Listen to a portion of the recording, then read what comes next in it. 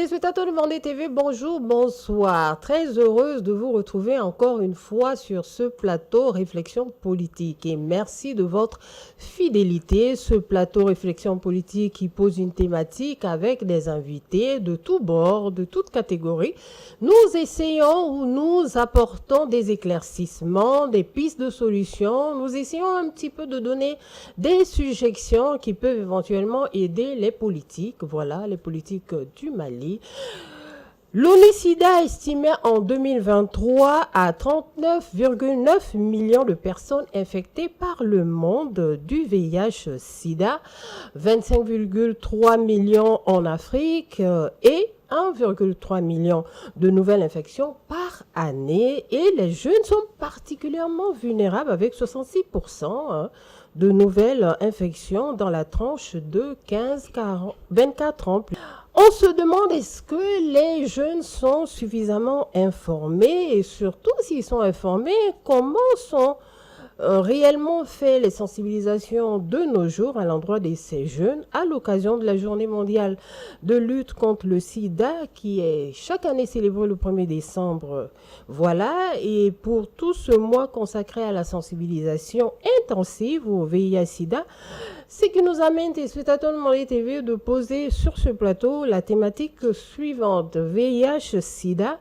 Comment redynamiser la sensibilisation auprès des jeunes? Pour débattre et pour avoir des éclaircissements sur ce plateau, téléspectateurs, j'ai le plaisir de recevoir Dr Smaël Diko. Il est ancien coordinateur national des clubs anti-sida scolaires et universitaires du Mali. Il est également médecin épidémiologiste de terrain niveau intermédiaire FELTP. Voilà, il est chef de division santé point focal VIH à la direction régionale de la santé de Kidal. Docteur Diko, bonjour. Bonjour madame. Bienvenue sur ce plateau. Merci à vous de nous avoir invités. Merci beaucoup de votre disponibilité. Il a aussi répondu présent, voilà, disponible docteur Mohamed Togo. Il est docteur en sciences de l'éducation et de la formation. Il est enseignant-chercheur à l'Institut national de la formation en sciences de la santé, INFSS. Docteur Togo, bonjour. Bonjour madame. Bienvenue. Merci. Merci de votre fidélité. Voilà, comme on l'a dit en introduction, VIH-Sida, c'est un sujet de santé mondiale. Il y a des personnes infectées. On ne sait pas si c'est la sensibilisation qui fait défaut, mais en tout cas, l'épidémie, elle est là. La maladie, elle est là. Il est crucial d'en parler. Les chiffres le montrent avec 39,9 millions de personnes infectées par le monde. C'est quand même conséquent. Mais avant cela, nous allons commencer à faire un rappel sur le sida. Qu'est-ce que c'est que le sida? Je vais me retourner vers Dr Togo. C'est quoi la définition du sida? Parce que peut-être que les jeunes aujourd'hui, ils sont un peu perdus. Ok. Donc, le sida, comme le sigle même le dit, c'est un syndrome de l'immunodéficience humaine. Donc, sida, c'est en tant que maladie, elle se manifeste par beaucoup d'autres signes, mais les signes que l'on observe sont tous en lien avec le fait que les moyens de défense naturels sont abîmés, donc ils sont détruits. Donc c'est ça le mot immunodéficience humaine. Et le sida, c'est une maladie que les hommes, uniquement l'homme fait la maladie. Donc, pas des animaux ou autre chose, uniquement c'est une maladie pour l'homme. L'être humain? Oui. D'accord. Voilà, c'est ça le sida. D'accord. En gros, c'est la porte d'entrée après. L'organisme n'est plus assez conséquent pour défendre toutes les autres maladies. C'est bien ça. C'est clair. Docteur Diko, quelle est la différence? Parce que les gens s'y perdent un peu entre VIH, sida. C'est quoi la tranche, la différence, s'il y en a ou carrément c'est la même chose? D'accord, il y a une différence, il y a forcément une différence, même si ces deux mots sont intimement liés. C'est un groupe de mots. Le VIH, comme l'a dit le confrère Dr Togo, c'est le virus de l'immunodéficience humaine. Le sida, c'est la maladie. En un mot, si on veut comprendre de façon très très simple, c'est comme si le VIH, il est l'agent qui cause la maladie. Donc on peut avoir le virus du sida sans avoir la maladie. Donc on peut être un porteur du virus et lorsqu'il n'y a pas de traitement, c'est ce qui fait de sorte que de porteur du virus, on va arriver au stade de la maladie. Donc simplement on peut dire que le VIH est l'agent responsable de la maladie qui est le sida. D'accord, c'est assez simple, c'est assez classique. On peut avoir une idée de historique, hein, vraiment de cette maladie-là. C'est vrai que très souvent, on en a parlé, que c'est une maladie qui a essayé qui est apparue vers les années 80. On ne savait pas plus que ça. Mais l'historique aussi de cette maladie et surtout l'historique de la sensibilisation et de la lutte contre le sida, en gros, et au Mali, comment ça s'est abordé? Docteur Diko. D'accord. En essayant de faire un petit historique, les premiers cas de sida ont été décrits aux États-Unis.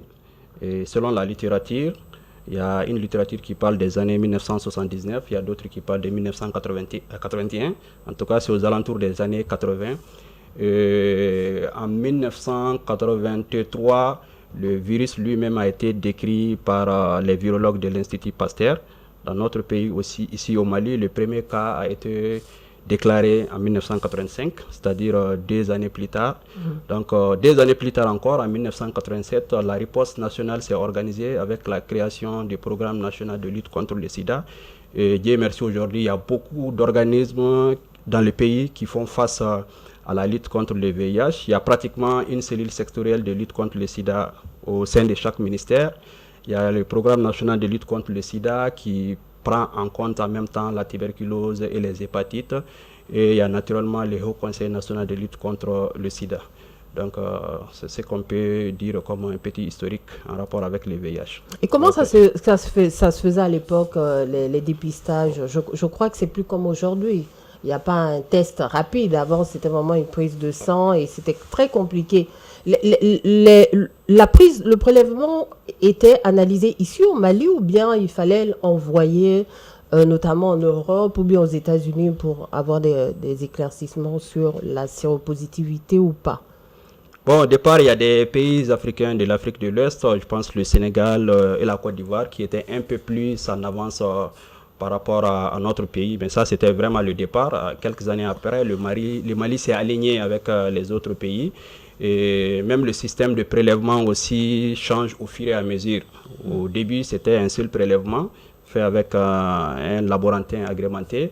On est arrivé à un prélèvement à 2 tests.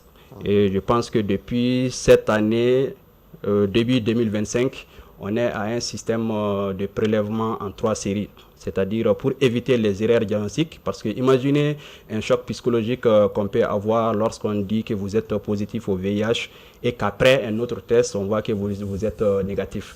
On a eu ces cas-là même voilà, d'ailleurs. oui, c'est des cas qui sont arrivés, c'est des cas qui arrivent et malheureusement, c'est des cas qui peuvent arriver encore. Mais pour limiter l'arrivée un peu de ces cas, on est maintenant à un système de 3 prélèvements. C'est-à-dire on fait un premier prélèvement, si c'est positif, on va faire un autre prélèvement, le deuxième, qui peut être positif.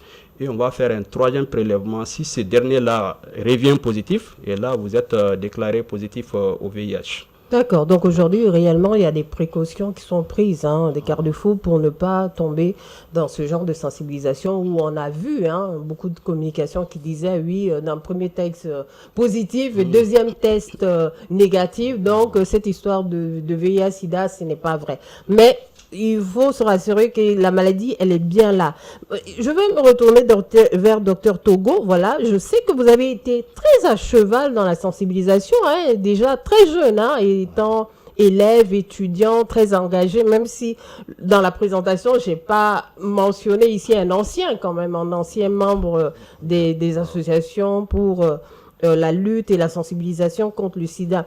Comment se faisait la sensibilisation à cette époque-là et quels ont été les acquis, Dr Togo? Ok, donc après que l'État a autorisé les associations, les ONG à travailler dans ce secteur de lutte contre le sida, donc ces associations et ces ONG ont formé des pères éducateurs.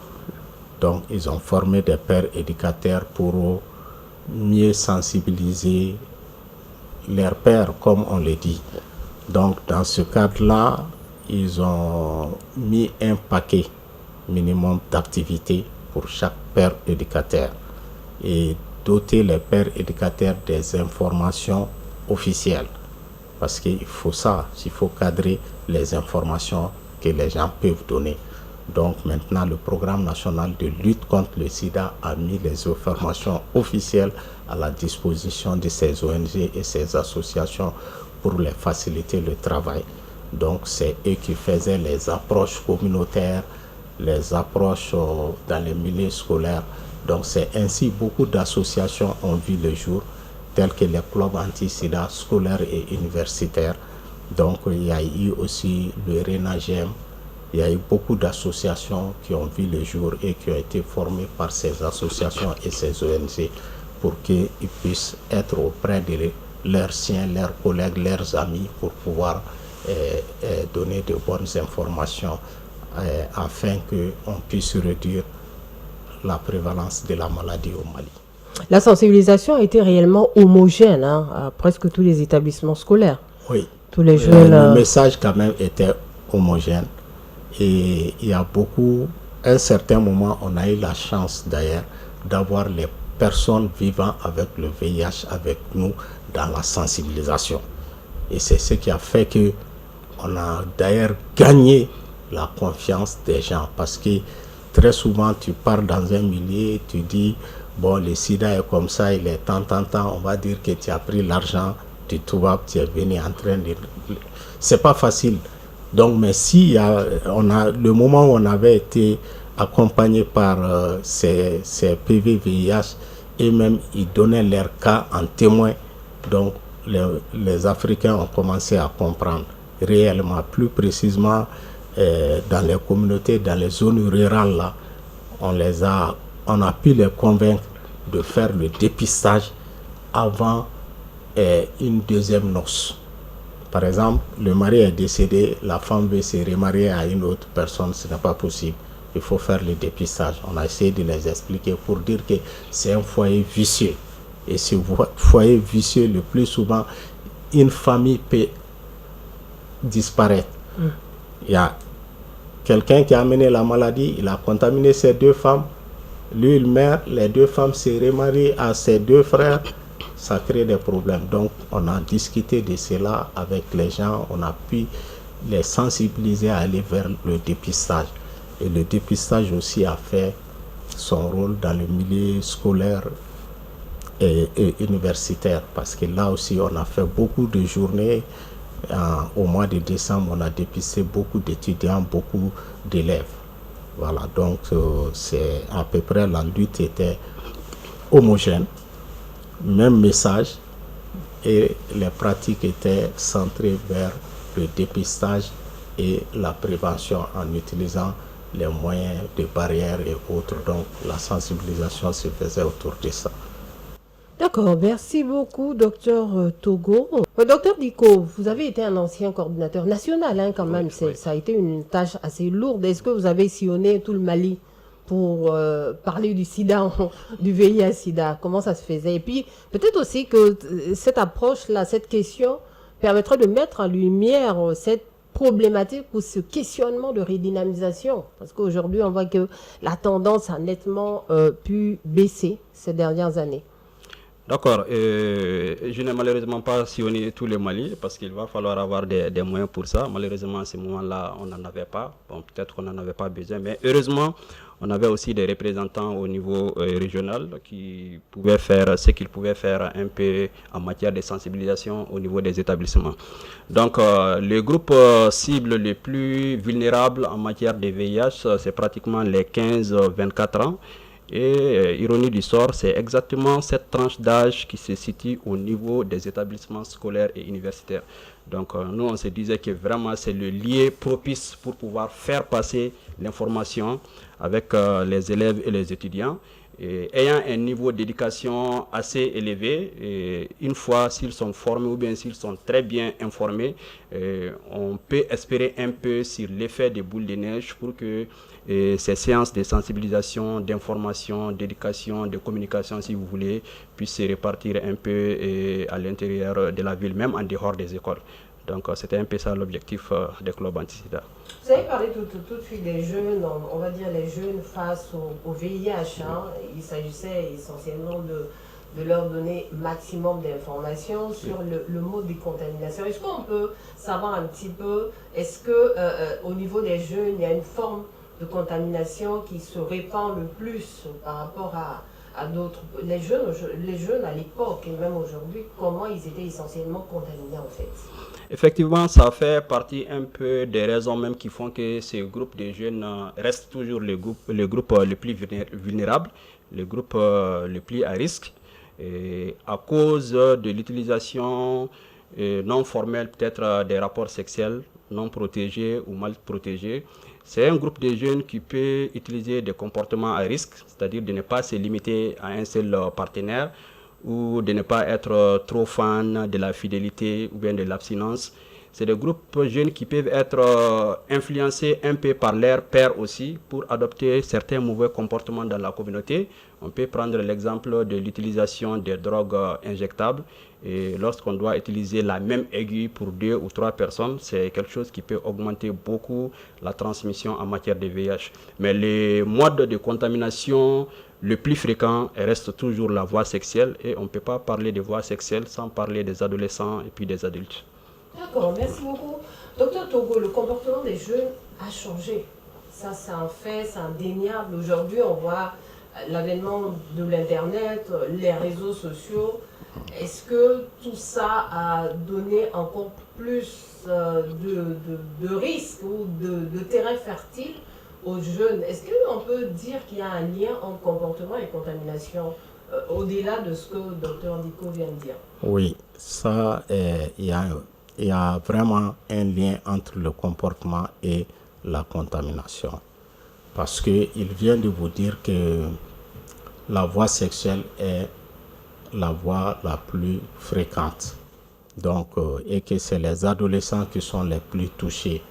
Donc, ces adolescents aujourd'hui, avec l'avènement de la drogue, c'est-à-dire des stupéfiants, dans leur espace, ils ont tendance à faire beaucoup de choses que nous, en notre temps, on ne pouvait pas le faire. Aujourd'hui, avec ces excitants-là, ils sont très actifs sexuellement. Ils s'en foutent des conseils qu'on les donne. Ils se passent de copines. Des copains et des copines. Il y a une copine qui sort avec 2 copains de même grain. Donc, il y a aussi des garçons qui sortent avec 2 copines de même grain. Ça, c'est des comportements vraiment qui peuvent faciliter la contamination. Donc, qui vont augmenter obligatoirement la prévalence. Donc, aujourd'hui, c'est la drogue qui est en train de les pousser à faire des comportements comme ça, qui ne sont pas éthiques, qu'on n'a jamais reçus dans nos familles. Donc, vous voyez ce que ça fait. C'est ce qui fait qu'aujourd'hui, on a des difficultés parce qu'il y a des problèmes d'éducation à cause de l'avènement de la drogue. D'accord, ça veut dire qu'avec cette consommation-là, on est moins vigilant. Hein? Voilà, on est moins vigilant, ouais. On ne réfléchit plus. Ouais. Voilà, il y a la jeunesse hein, qui est là. Donc avec ça, c'est sûr qu'on y va. On y va, on se dit, bon, la vie est belle. Et puis, pourtant, oui, la vie est belle, mais la vie est belle quand on est sain. Ouais.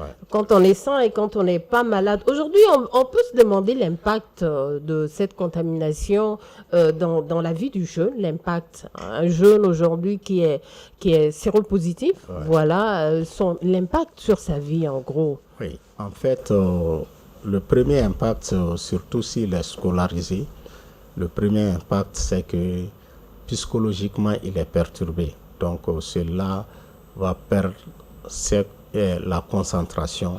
Il ne pourra pas être régulier à l'école. Donc, souvent même, ça peut aller jusqu'à la déscolarisation de ces jeunes-là.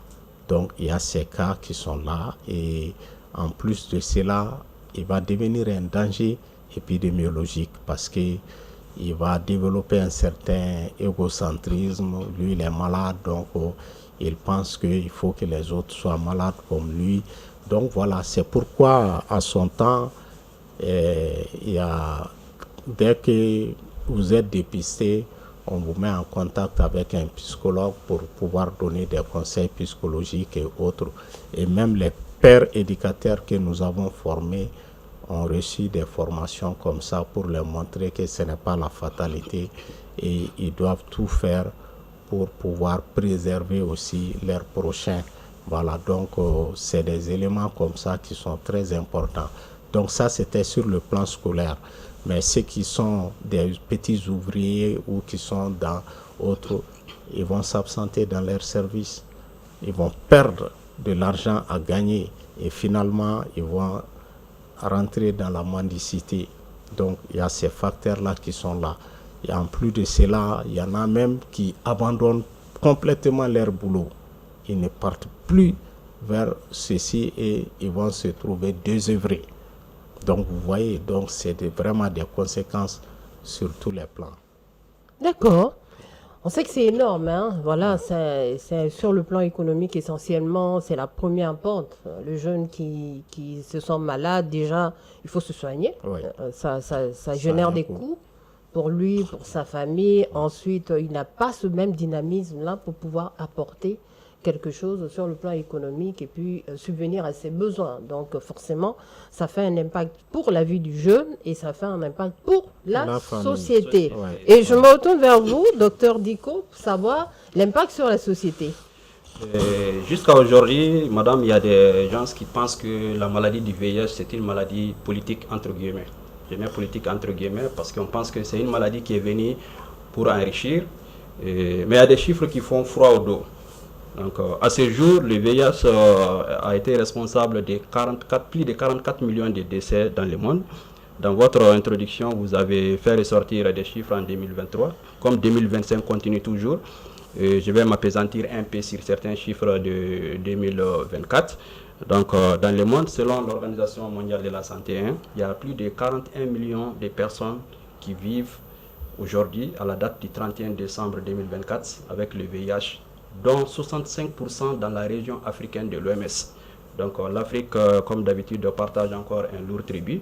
Parmi ces 41 millions de patients, il y a eu 1,5 million de nouveaux cas. Et si on doit venir au Mali, selon le Haut Conseil national de lutte contre le VIH, la prévalence en 2024 est de 0,76% de la population. Donc beaucoup d'efforts quand même ont été fournis à ces niveaux parce que la prévalence était à 1% en 2021 si ma mémoire est bonne. Et il y a eu 4003 nouvelles infections en 2024 et 3236 décès. Donc c'est pour montrer un peu l'impact, l'ampleur de la maladie au sein de la jeunesse et de la population. Donc il y a un versant, une conséquence qui est le versant psychosocial qu'on néglige beaucoup. Et pourtant c'est l'une des conséquences les plus graves en matière de VIH, de maladie du sida, parce que ça conduit à la stigmatisation d'abord, qui peut être une attitude, puis à la discrimination qui est un comportement. Donc les deux sont liés et il y a un de nos maîtres qui disait que les deux sont inhumains. Donc au niveau de la société, la maladie du VIH agit négativement sur la santé parce que ça peut donner un lourd tribut économique et financier sur les systèmes de santé même. Ça agit sur l'éducation, ça agit sur l'économie du pays parce que quelqu'un qui est malade du VIH, généralement c'est un jeune, ça fait une main d'œuvre de moins et de facto ça peut aller agir directement sur l'économie, le développement de tout un pays. Donc c'est un sérieux problème auquel on doit faire face, on doit prendre ça au sérieux.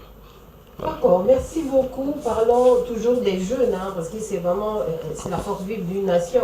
Donc on fait un petit focus notamment sur les jeunes. C'est pas qu'on oublie, il y a toute catégorie, mais on fait ce focus aujourd'hui sur ce plateau pour les jeunes parce que c'est la force vive et on remarque, on constate que vraiment par les chiffres donnés par Dr Diko, qu'il faut vraiment reprendre, se redynamiser la sensibilisation, la campagne et tout pour notamment réduire. On ne peut pas l'éliminer. L'objectif est réellement de l'éliminer, je l'ai cru comprendre, mais là, c'est complexe. Je vais savoir, docteur Togo, vous avez un petit peu effleuré tout de suite en disant que, par exemple, le jeune qui sait qu'il est séropositif, 2 fois, il faut une prise en charge, et s'il ne bénéficie pas souvent de cette prise en charge-là, ça crée souvent une forme de révolte, et souvent pour se venger ou pour manifester son mal-être, il va à contaminer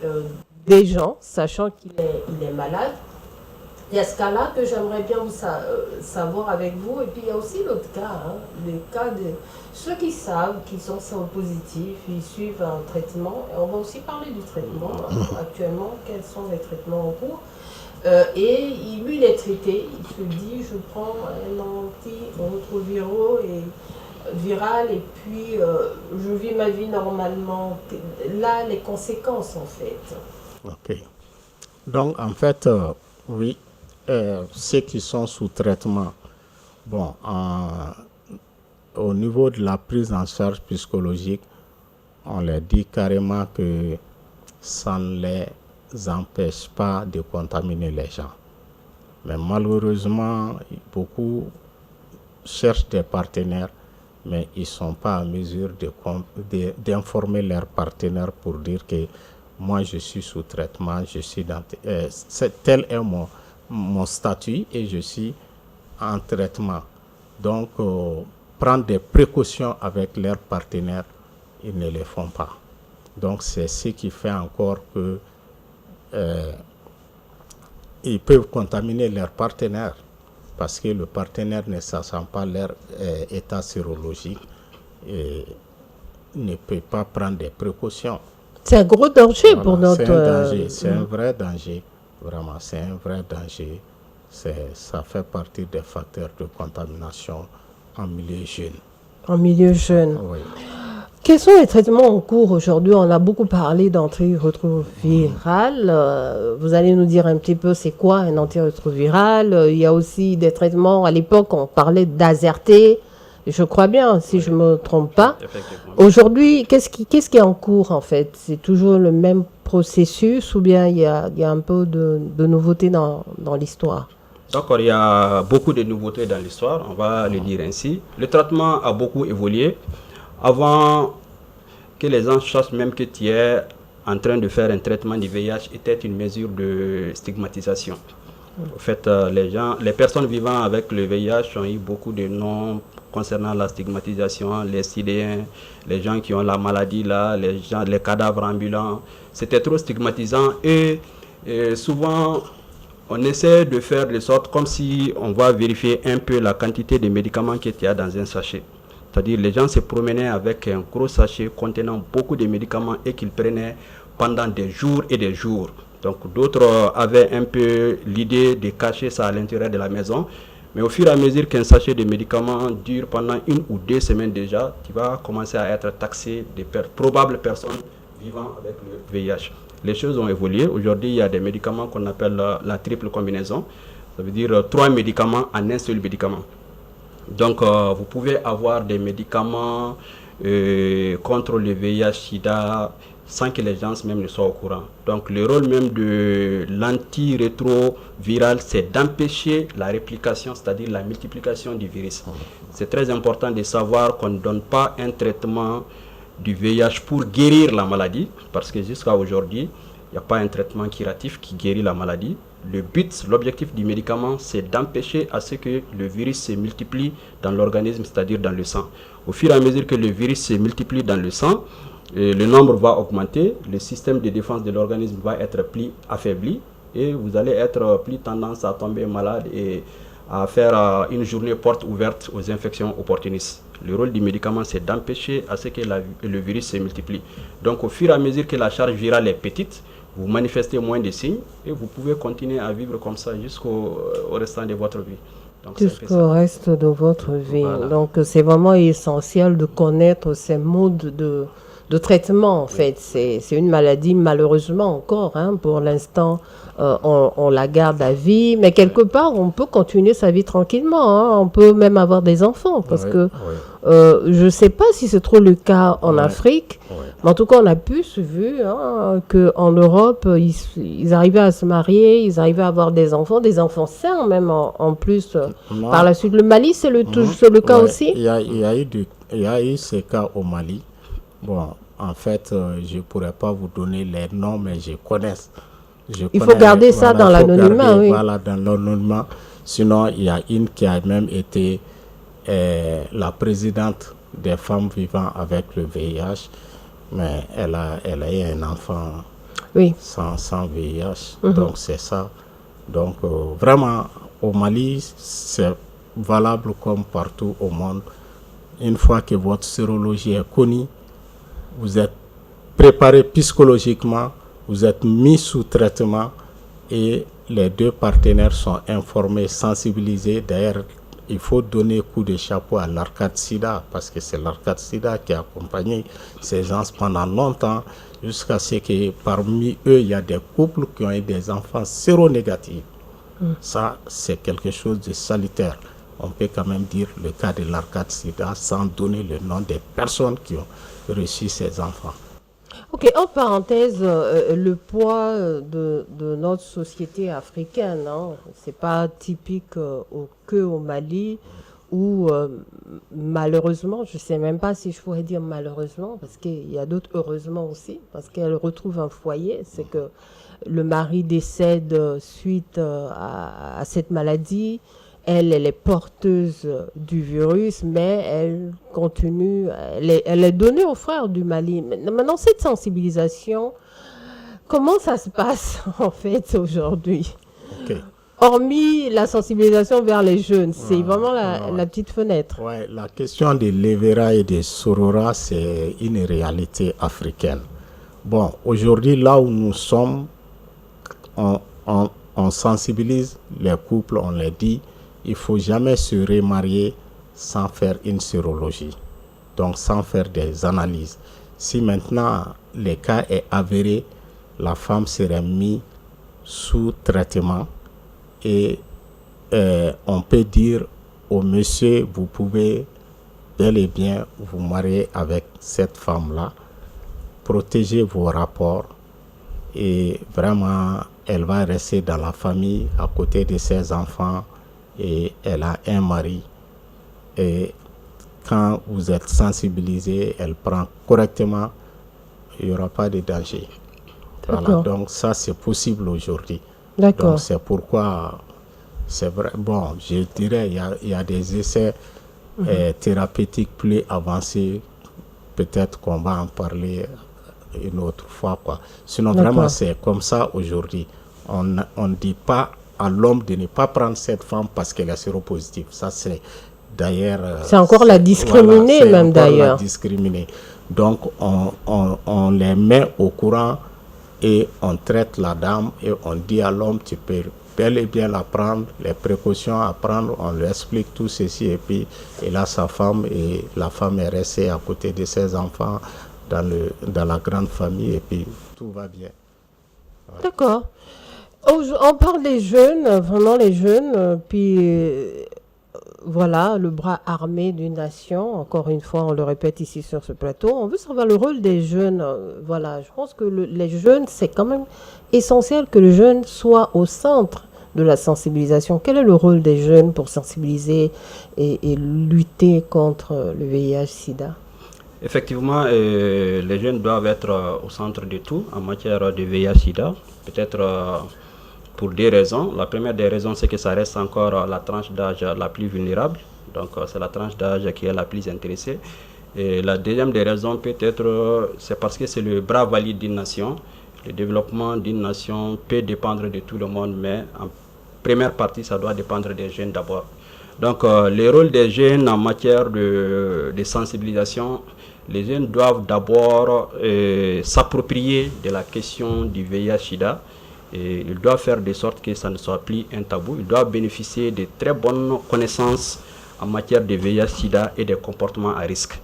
Donc, ils doivent pouvoir se défendre partout où ils se retrouvent en matière de prévention du VIH-Sida, en matière de comportement à risque. Je les avais énoncés un peu plus tard. Surtout, l'élément le plus important, c'est de connaître son statut sérologique. Les jeunes doivent s'organiser de sorte à connaître d'abord leur statut sérologique individuel et avoir de la créativité aussi pour pouvoir mettre des stratégies en place afin qu'on puisse pouvoir dépister le maximum de jeunes lors de certaines occasions. Parce qu'au fur et à mesure que les statuts sérologiques sont connus, ça peut pousser à adopter de très très bons comportements et ipso facto, ça peut naturellement diminuer le taux de transmission et à la fin le nombre de maladies. D'accord. On sait que le rôle des jeunes aussi, c'est quand même important que les jeunes vont vers les jeunes. Je crois bien que c'était ça, docteur Togo. Oui. En fait, en plus de ce qu'il a dit, il faut que les jeunes se parlent. Donc, c'est ce qui a amené même la paire éducation. Il faut que les jeunes se parlent. Nous, en son temps, on faisait des visites à domicile pour pouvoir sensibiliser nos collègues jeunes, presque toute leur famille. Souvent, on fait des causeries en famille. Et souvent, les parents, ils sont un peu à distance, mais ils s'approchent pour pouvoir écouter en réalité ce qu'on est en train de donner. Parce que c'est leur devoir d'informer leurs enfants, mais comme ils ne sont pas en mesure de le faire, donc s'ils voient un père éducateur en train de donner des informations propres, saines, vraiment, les parents après la causerie, souvent on t'appelle, on te félicite pour ce que tu es en train de dire à leur enfant. Donc c'est comme ça, on a eu tous, il n'y a pas d'argent, il n'y a pas de prix, mais moralement, on est satisfait parce que je viens de faire une prestation et les parents des enfants qui étaient là sont très contents. Ils m'ont même félicité. Donc, vraiment, on avait une satisfaction morale. Donc, c'est ce rôle-là qui doit continuer. C'est-à-dire qu'au lieu de passer tout son temps à causer sur les guerres, les puissances, je crois qu'il faut penser à soi-même d'abord. Et penser à soi, c'est d'abord sa santé. D'accord. Donc, quand on est en bonne santé, tout le reste peut venir. Absolument, tout à fait d'accord. Est-ce que les jeunes aujourd'hui sont informés? Bon, les Est-ce jeunes... qu'on peut dire que les jeunes sont informés? Ok, on peut dire que les jeunes sont informés. Mais, comme on le dit, l'information, on n'a jamais assez d'informations. Donc, sinon, les jeunes sont informés parce que j'ose espérer, nous, les anciens, on est en train de faire notre rôle. Nous continuons à mettre encore des clubs sur place pour pouvoir agir. Et l'État aussi fait de son mieux. Aujourd'hui, les structures de santé sensibilisent et prennent en charge. Donc, je pense que les gens sont informés. Et aujourd'hui, avec... tout le monde est sur les téléphones, les réseaux sociaux. C'est vrai, il y a souvent des informations qui sont un peu erronées, mais on peut dire qu'ils sont informés. Mais on va prendre d'autres mesures pour pouvoir donner Pourtant, c'est quand même très, très, très rare de voir des vidéos sur les réseaux sociaux où on voit des jeunes qui débattent sur le sujet. C'est quand même très rare. Ils sont informés, oui, ils ont l'information, mais l'information, est-ce qu'ils l'ont du bout des doigts? Est-ce qu'ils ont la pertinence de l'information et tout? Ils voient passer VIH-Sida, mais est-ce qu'ils ont... Bon, on va rester confiante en se disant qu'ils ont notamment l'information. Je viens vers vous, docteur Diko, les campagnes de sensibilisation qui étaient beaucoup menées à l'époque. À l'époque, c'était à la limite un établissement, un club anti-sida. Est-ce que c'est le cas aujourd'hui? Malheureusement, ce n'est pas le cas aujourd'hui, mais ça fait partie de nos objectifs pour que ça soit le cas.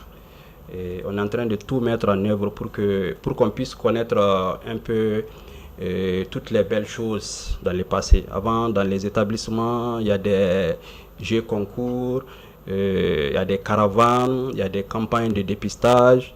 les concours des Miss Club Anti-Sida scolaire et universitaire. Je laisse le soin à nos téléspectateurs et téléspectatrices pour imaginer qui était la première Miss.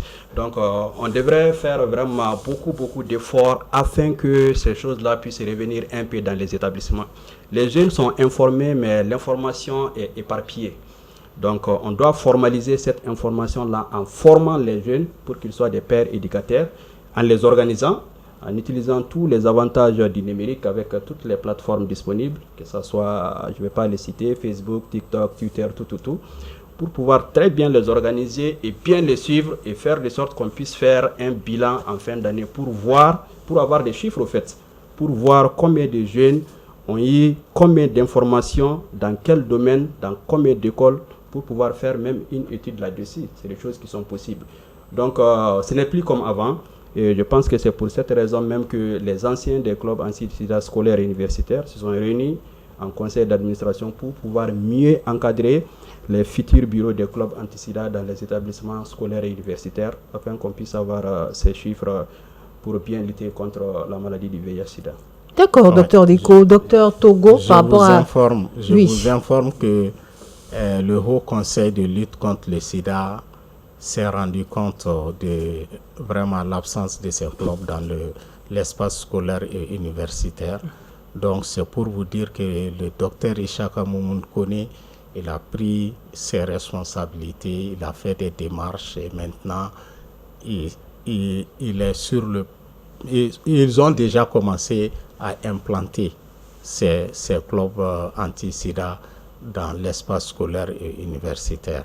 Maintenant, nous allons nous atteler à préparer des activités pour eux, des activités qui ne prennent pas trop de temps, voire même utiliser l'outil informatique pour que les gens puissent avoir les mêmes informations au moment où ils le veulent.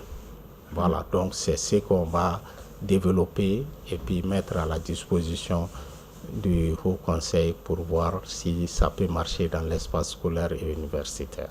D'accord, c'est de bonnes initiatives. Ça veut dire que vous voulez redynamiser notamment cette sensibilisation parce que le constat quand même ces dernières années, bon c'est vrai que le Mali fait face à beaucoup de défis. Ça ne veut pas dire qu'on oublie cet aspect qui concerne la santé des jeunes notamment. Sinon, c'est vrai, il y avait tellement de clubs anti-sida. Il y avait des caravanes qui passaient dans tous les quartiers qu'on ne voit plus. Il y avait aussi des affiches, beaucoup d'affiches qu'on ne voit plus au sein des établissements scolaires. Il y avait des démonstrations du port de préservatifs. Aujourd'hui, les jeunes, la démonstration, elle est vue ailleurs. Ce n'est plus à l'école. Pour beaucoup, à l'époque, c'était à l'école où on voyait pour la première fois un préservatif et à quoi ça servait et aussi comment il fallait le poser. Parce qu'il y avait aussi un petit peu cette question-là de comment il faut le poser. La sensibilisation des jeunes, je vois que vous êtes quand même à cheval là-dessus depuis des années. Vous êtes énormément à féliciter. Voilà, vous êtes des exemples. Vous auriez pu dire, on fait notre travail de médecin, on va s'occuper d'autres patients et on laisse tout ça de côté. Mais vraiment, je tiens à vous féliciter sur ce plateau et je tiens aussi à dire que je suis une personne engagée avec vous. Voilà. Et je vous accompagne pour ça. On parle très peu de l'implication des parents pour sensibiliser les jeunes. Comment ça se passe? Comment ça se passait d'ailleurs? Docteur Diko. D'accord. Je pense que l'implication des parents pour sensibiliser les jeunes doit faire partie même de l'éducation des jeunes. Donc les parents doivent se mettre en tête que parler de la sexualité, parler de la maladie, et surtout les VIH aux enfants ne doit plus être un sujet tabou. Parce que si vous faites de quelque chose un sujet tabou, ou bien si vous mystifiez quelque chose à la maison, les dégâts peuvent être d'une autre dimension dehors. Donc depuis tout jeune, depuis l'adolescence, on sait qu'il y a le bouillonnement hormonal lorsqu'on est adolescent. C'est très difficile de pouvoir discuter avec les enfants, mais c'est le devoir des parents de pouvoir discuter et de parler avec leurs enfants pour pouvoir les sonder indirectement et tester un peu leur niveau de connaissance par rapport à certains éléments dans la vie, y compris la maladie du VIH et d'autres choses. Donc les parents doivent beaucoup discuter avec les enfants. et pour pouvoir les inculquer certaines valeurs et certains conseils en matière d'éducation, d'information et de sensibilisation par rapport au VIH. Donc si on n'essaie pas de casser ces petits ponts qui existent entre les parents et les enfants en disant que la maladie du VIH est un sujet tabou, ça va être très très compliqué. Comme on l'a dit, l'homme reste un grand animal, mais lorsqu'il introduit de la communication dans ses habitudes, il redevient humain. Donc c'est important que les parents mettent tout en œuvre pour maintenir un minimum de liens de communication pour discuter des choses sensibles entre guillemets avec les enfants, comme la maladie du VIH. D'accord, merci, docteur Diko. Docteur Togo, à ce sujet-là, l'application. Comme je l'ai dit, j'ai dit il y a longtemps, ça fait 2 dizaines d'années, je parle de ça. J'ai dit, quand la maman a le courage de dire à sa fille, vous êtes à une phase où dans quelques jours, dans quelques mois, vous allez voir les menstrues. C'est depuis là que cette maman doit pouvoir le sensibiliser, en voyant ces menstrues-là, que la porte d'entrée aussi pour la maladie est là. Donc, depuis ce jour-là, elle ne doit pas attendre 1 semaine, 2 semaines après que la jeune fille a vu les menstrues pour pouvoir un peu parler. Non, c'est depuis cette communication-là, parce que vraiment, ces deux vont ensemble. Il faut sensibiliser pour la dire, bon, il faut se retenir de faire des rapports non protégés parce que tu pourras contracter des maladies telles que le VIH. Donc, comme on est sur le plateau du VIH. Donc, j'ai dit, il faut que les mamans apprennent à faire ça. Et nous, les hommes aussi, nous devrons, puisque nous sommes plus en contact avec nos filles, nous sommes leurs amis depuis 2 ans, 3 ans. Donc, nous devrons être en mesure de pouvoir dire ces informations à nos filles. Donc, et les garçons, je dirais. Les garçons. Maintenant, les garçons aussi, les deux doivent avoir la possibilité de les dire. À quel moment pour les garçons à peu près? Les garçons, depuis 12 ans, il faut commencer à les dire qu'ils vont rentrer dans un monde et que la vie est comme ça et les rapports sexuels, il faut l'éviter pour le moment parce que c'est l'abstinence qu'on a développée avec ces enfants-là. Il ne faut même pas les parler il faut attendre jusqu'à 15 ans pour pouvoir les parler de préservatifs. Il ne faut pas commencer par les préservatifs, mais il faut prêcher l'abstinence et lui montrer les importances, les avantages de l'abstinence sur sa santé d'abord. Donc, c'est ce qui est important. Mais quand vous parlez de ça, il y a aussi une question qui se pose un petit peu, la question des parents qui ne sont même pas informés, qui ne sont pas sensibilisés, qui n'ont pas peut-être un niveau académique permettant d'avoir cette discussion. Là où est la lutte communautaire, c'est difficile de voir des parents qui ne sont pas sensibilisés. Ça, c'est pas possible. Ils ont l'information. Mais maintenant, c'est l'approche. Comment ils ont l'information, ils gardent l'information pour eux, mais ils n'approchent pas leurs enfants pour donner ces informations. Sinon, aujourd'hui, la lutte communautaire est telle que une femme, dès qu'elle tombe enceinte, il y a la prévention de la transmission mère-enfant. Elle a ces informations à partir des structures de santé. Les consultations prénatales et tout. À travers ceci. Et il y a beaucoup d'associations féminines aujourd'hui. Et ces associations féminines ont tous bénéficié des sensibilisations par rapport au VIH et d'autres maladies. Donc c'est pourquoi j'ai dit que ce n'est pas question d'information, ils ont l'information. Mais maintenant, avoir l'audace de sensibiliser ses propres enfants, c'est ce qui est le problème. Il y en a qui sont contents quand ils voient d'autres personnes sensibiliser leurs enfants à leur place. Donc vous voyez, c'est pourquoi j'ai dit quand on était père éducateur, les gens, ils venaient, ils nous écoutaient, ils se mettaient à distance, mais ils nous écoutaient. Après, quand tu finis, ils viennent te remercier pour vraiment avoir échangé avec leurs enfants, parce qu'ils savent que c'est leur rôle, mais peut-être ils n'ont pas développé encore le courage de pouvoir parler de ça avec leurs enfants. Donc, et on met où les papas dans ce cas? Les mamans encore, on est d'accord que c'est quand elles tombent enceintes, elles vont suivre première consultation prénatale et les papas, ils vont pas à l'hôpital que sauf s'il a un palu ou un rhume. Ouais. Voilà. Ok. Est-ce que aussi ça pose pas la question de revoir les politiques, notamment de lutte contre le sida, et que les autorités entreprennent à une réflexion à ce sujet, à se dire, est-ce que en parlant juste de VIH/sida, la femme qui vient enceinte et celle qui ne tombe pas enceinte, ça veut dire qu'elle n'a pas l'information directe aussi de cette manière. Et les papas, à quel moment on va leur transmettre ça en disant, écoutez, il va falloir sensibiliser. Donc, c'est une question politique. Hein. Vous êtes un peu d'accord avec moi ou pas? Oui, je suis un peu d'accord avec vous. Et c'est pour paraphraser un ami qui disait que pratiquement les hommes sont toujours laissés derrière. Voilà, il me donnait l'exemple qu'il y a le ministère de la promotion de la femme, de l'enfant, de la famille, mais il n'y a pas le ministère de la promotion de l'homme.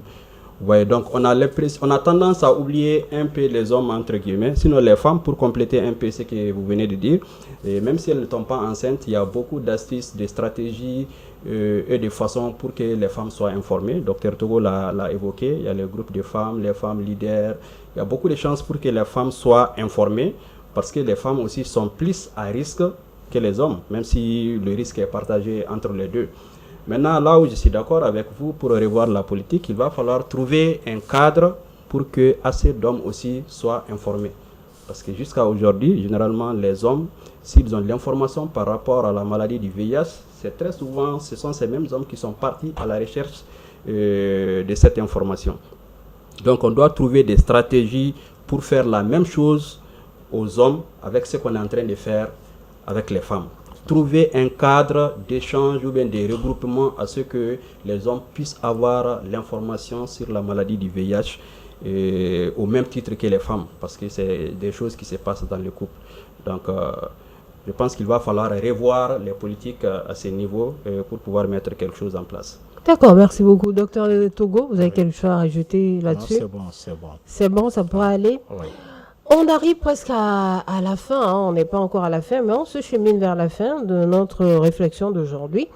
Il s'agira de donner des recommandations, des pistes de solutions pour notamment avoir à lutter contre cette maladie, et surtout comment redynamiser la sensibilisation auprès des jeunes. Docteur Togo? Ok. Donc, comme je l'ai dit, on va d'abord préserver ce qui est un acquis. Donc, je sais que la péréducation a fait son temps et elle reste encore meilleure. Donc, on va préserver la péréducation. Donc, on va former 2 à 3 personnes et on les met dans la communauté pour pouvoir sensibiliser. Ça, c'est une réalité. Mais il faut voir autour, surtout du milieu rural. Là, il faut que les hommes bénéficient à travers les relais qui les forment dans leur activité agricole et autres. Parce que les hommes s'unissent rarement en association. Quand vous les voyez en association, peut-être c'est pour développer.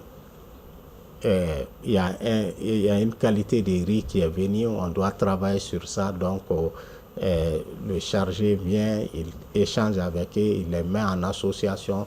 Donc, c'est ces associations-là que nous devrons utiliser. Parce que vous êtes un grand cultivateur, un grand producteur de bétail ou de quoi, c'est parce que vous êtes en bon état de santé. Donc, on doit associer à ces formations-là ne serait-ce que 2-3 jours d'information pour qu'ils puissent comprendre qu'ils ont besoin de préserver leur santé pour mieux travailler et mieux produire. Donc, c'est ces associations qu'on doit cibler pour que les hommes aussi puissent bénéficier, comme on a ciblé les différentes associations des femmes pour leur donner ces informations-là. Donc, ça, c'est une deuxième forme. Maintenant, de plus en plus, il faut que on utilise l'informatique, on utilise, on fasse des vidéos, des courtes vidéos, des capsules. Voilà, en Bambara, en Peul, en Dogon, même en Sorail. Donc il faut qu'on fasse ceci pour pouvoir mettre sur le réseau, parce qu'aujourd'hui, vous rentrez, il est très rare de rentrer dans une zone rurale sans trouver les androïdes avec les gens. Donc à partir de là, ils vont avoir des informations. Ça aussi, c'est une nécessité. Voilà, donc il faut rendre l'outil informatique utile et plus que inutile, quoi. Voilà. Donc ça, c'est les quelques propositions que j'ai. Merci beaucoup, docteur Togo, pour ces recommandations, et j'espère que ça arrive aux oreilles de qui de droit. Docteur Diko, vos pistes de solutions, des suggestions pour remédier peut-être à une approche de sensibilisation qui manque à renforcer, et surtout comment redynamiser la sensibilisation auprès des jeunes. Auprès des jeunes de façon générale et auprès des jeunes scolaires et universitaires de façon plus particulière, c'est la partie peut-être où on peut beaucoup agir. Je pense qu'il va falloir faire de sorte que les clubs anti-sida scolaires et universitaires soient une réalité comme au début des années 2000. Donc on le dit, il y a beaucoup de jargons qui le disent, qui s'assemblent se ressemblent, les oiseaux de même plumage volent ensemble, les moutons broutent là où il est attaché, tout ce que vous voulez. C'est pour vous dire qu'on doit revenir au système de pères éducateurs. On doit former les jeunes pour que ces jeunes puissent encore former et informer leurs pairs en matière de sensibilisation, de communication et d'information concernant le VIH. Parce qu'on est mieux informé qu'avec la personne, avec la mieux, on s'identifie. Donc l'information passe plus avec les jeunes, si elle est donnée par les jeunes, que par un autre groupe de personnes. Donc il va falloir revenir à ces réalités, tout mettre en œuvre pour pouvoir redynamiser les clubs anti-sida scolaires et universitaires. Et si les clubs ont été redynamisés, il va falloir ramener pratiquement toutes les activités qui se faisaient avant. On pouvait faire des tests de connaissances par rapport au port des préservatifs, comme vous l'avez dit, avec des jeux concours, faire passer un message avec le sketch, faire ressortir une information importante avec un concours. Donc il va falloir organiser un peu tout ceci, parce que les jeunes peuvent avoir l'information de façon individuelle, mais pour pouvoir les formaliser, il va falloir les organiser et pouvoir capitaliser ces chiffres-là. Donc c'est quelque chose qui est très très important. Si on doit parler de cela plus tard, il va falloir qu'il y ait des chiffres qui parlent à côté. D'accord. Essentiel de mettre les jeunes au cœur tout simplement de la sensibilisation. Ils sont ceux qui pourront vraiment parler aux confrères, aux collègues, aux frères, aux sœurs et entre autres. Encore une fois, nous sommes dans le mois de lutte contre le sida. Voilà, le 1er décembre chaque année, c'est la journée mondiale de sensibilisation contre le VIH-sida. C'est important d'en parler à tous les niveaux et de sensibiliser, de parler du sida et autres. Je suppose que vous avez des messages à l'endroit des citoyens maliens, pas que les jeunes là cette fois-ci. On va parler de tout le monde, docteur Togo. Okay. Donc, ce que je peux dire, surtout d'abord aux ceux qui sont urbains, qu'aujourd'hui, nous devrons mettre notre santé devant. C'est-à-dire que chaque année, chacun doit se dire, est-ce que j'ai fait mes contrôles par rapport, par exemple, à l'hypertension, au diabète et autres. Donc nous devrons vraiment, chaque fois que c'est possible de faire un dépistage, nous devrons aller vers ce dépistage-là. Parce que chaque fois que vous devenez séronégatif, ça vous encourage à prendre des mesures pour pouvoir maintenir sa santé. Donc moi, en tant qu'éducateur, vraiment, c'est les recommander d'aller vers les structures de santé, faire les dépistages possibles, au moins une fois les 2 ans, une fois les 3 ans. Mais ne jamais rester, c'est quand vous tombez malade, c'est en ce moment qu'on connaît votre situation sérologique. C'est pas bon. Quand on connaît sa situation sérologique, on prend des mesures pour vivre encore longtemps, pour renforcer l'immunité et puis vraiment ne pas tomber dans d'autres comportements qui puissent exposer la personne. Ça, c'est important. Donc, j'invite vraiment aux Maliens d'emboîter les pas parce que le gouvernement a fait assez. Aujourd'hui, il y a des structures de santé partout. On est même en train de diriger les CCRF en hôpitaux. Donc, vous voyez ce que ça fait. Donc, tout ça, c'est pour que les capacités de diagnostic, les capacités de prise en charge puissent être améliorées. Vous avez vu, avant, on partait beaucoup en Tunisie, on partait beaucoup en France pour des soins. Aujourd'hui, ces soins, on peut les faire ici. Donc, aller vers les structures de santé pour vraiment préserver sa santé, c'est ce que je peux donner comme conseil à tous les Maliens. Merci beaucoup, Dr Diko. Docteur Togo, pardon.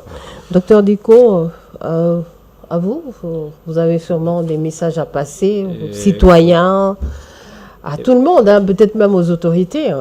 C'est toujours bien de renforcer. Il y a déjà des initiatives bien lancées, mais on peut voir des aspects que eux souvent ne voient pas. D'accord. Donc, nos remerciements d'abord aux autorités pour le choix du thème du 1er décembre.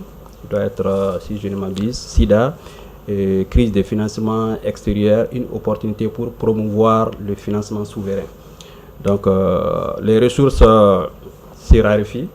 Donc, il va falloir qu'on prenne un peu les taureaux par les cornes et faire de nos problèmes nos problèmes.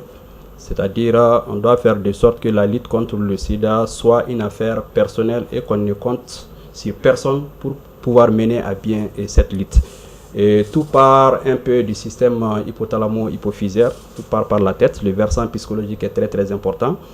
J'invite nos autorités à continuer avec les efforts qui se font tous les jours. J'avais donné un exemple de la réduction de la prévalence qui était à 1% en 2021, qui est à 0,76% cette année.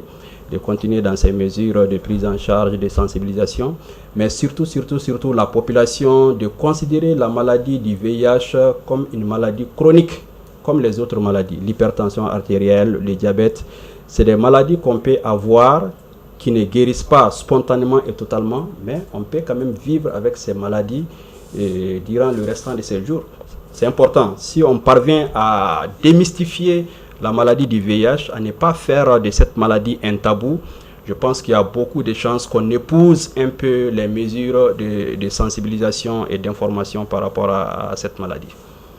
D'accord, merci beaucoup. Voilà, téléspectateurs de Mandé TV, en un mot, allez-y vous dépister. Pour ceux qui malheureusement sont positifs, voilà, vivement conseillé de suivre un traitement. C'est pas une fatalité. Aujourd'hui, on peut vivre toute sa vie étant séropositive. Voilà, nous sommes à la fin de notre réflexion d'aujourd'hui, téléspectateurs. Docteur Diko, votre mot de la fin, histoire de dire aussi au revoir à nos téléspectateurs qui nous regardent. D'accord. Bon, mot de la fin va faire référence à la citation d'un penseur belge, Philippe Juelic, qui résume un peu beaucoup de choses avec le VIH-Sida. Et cette citation est la suivante. Le sida se transmet par le sperme et le sang. Et la prévention se transmet par la bouche, les yeux et les oreilles. La solidarité se transmet par le cœur. Donc c'est une citation qui nous montre comment attraper la maladie, comment prévenir la maladie, mais surtout, comment se comporter dignement face à une personne qui a atteint cette maladie. Merci beaucoup, Dr Diko, pour cette citation pleine de sens. Hein. Dr Togo, histoire de dire au revoir aux téléspectateurs, ou même à la prochaine, hein, sûrement qu'on vous reverra sur ce plateau. Ok.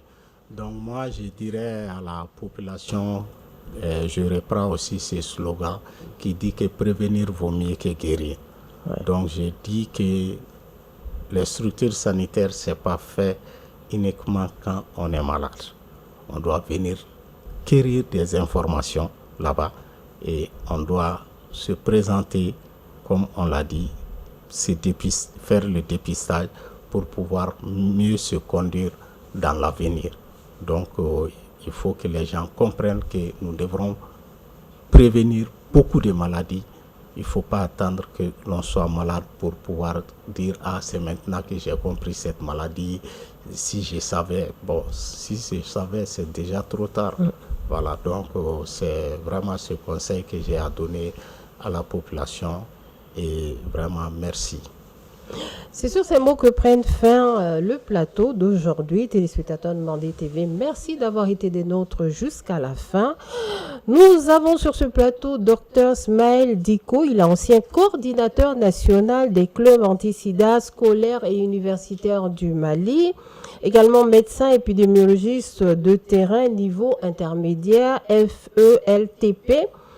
Et chef de division santé et focus VIH à la direction régionale de la santé de Kidal. Docteur Diko, merci beaucoup d'avoir été des nôtres sur ce plateau. C'était un plaisir.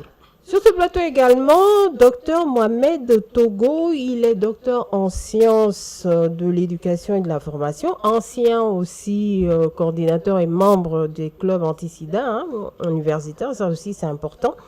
Et il est aussi enseignant-chercheur à l'Institut national de la formation en sciences de la santé, INFSS. Merci beaucoup, docteur Togo. C'est à moi de vous remercier. Merci. C'était un plaisir, en tout cas. Téléspectateurs de Mandé TV, voilà, c'est la fin. Restez sur les ondes de Mandé TV. Allez-y également sur nos pages YouTube, Facebook, Mandé TV, Reflet du Mali pour voir cette émission et revoir les émissions précédentes. Et je salue la diaspora qui nous regarde par le monde et merci beaucoup de vos messages très encourageants pour notre métier. Je salue également la régie qui a assuré cet enregistrement. On se dit à la prochaine pour un autre débat avec un autre thème sur ce plateau. Au revoir.